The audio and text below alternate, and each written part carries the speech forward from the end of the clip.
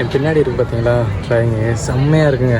அதை விட இன்னொன்று காப்பிக்கிறேன் பாருங்களேன். அதுக்கு பக்கத்துலேயே கீழேயே அந்த ஆர்ச் இருக்கு பாருங்களேன். ஆர்ச்சு பக்கத்தில் தெரியுதுங்களா, சின்ன சின்னதாக கட்டி வச்சுருக்காங்க.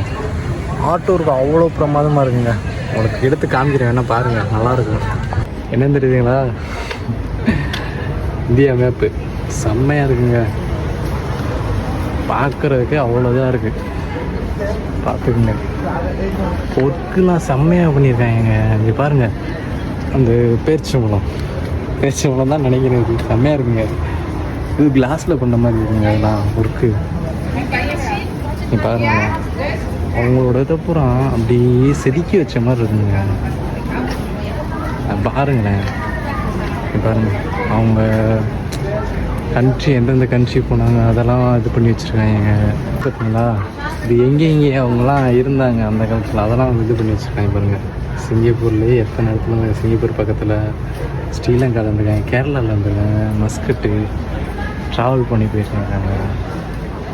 என்னன்னு தெரிலங்க. ஆனால் எனக்கு தெரிஞ்ச வரை இது ஒரு வால் இல்லைன்னா தண்ணீர் பாட்டிலாக இருக்கணும், குடி தண்ணி வச்சுக்கிறப்ப ஒரு சின்ன இதாக இருக்கணும்.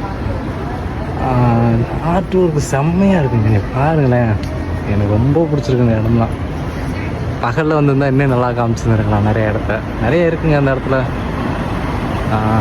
ரொம்ப நாளாக பிளான் பண்ணி வச்சுருந்தேங்க இந்த இடத்துக்கு வரணுன்னு. ஆனால் என்ன, நைட் டைமிங்கில் வர்றதுக்கு தான் வாய்ப்பு கிடச்சிருக்கு. ஒன்றும் பிரச்சனை இல்லை. இப்போ இல்லாட்டியும் இன்னொரு நாள் வந்து ஃபங்க்ஷன் டயத்தில் வரேன், அப்போ வீடியோ எடுக்கும்போது இன்னும் நல்லாயிருக்கும். அது பார்த்தாலே தெரியும் உங்களுக்கு. இது பார்த்தீங்களா, 1920 30 வரைக்கும் இந்த இடம் எப்படி இருந்துச்சுன்னா அந்த காலத்தில் உள்ள ஒரு சின்ன ட்ராயிங்கு. அதே இது பக்கத்தில் பாருங்கள், 23 2023 பாருங்கள் எப்படி இருந்துச்சு, என்ன ஏதுன்னு போட்டிருக்காங்க. இதே மாதிரி தாங்க இருக்குது இடமும். நல்லா பீஸ்ஃபுல்லாக இருக்குது, பார்க்குறதுக்கு நல்லா இருக்குது.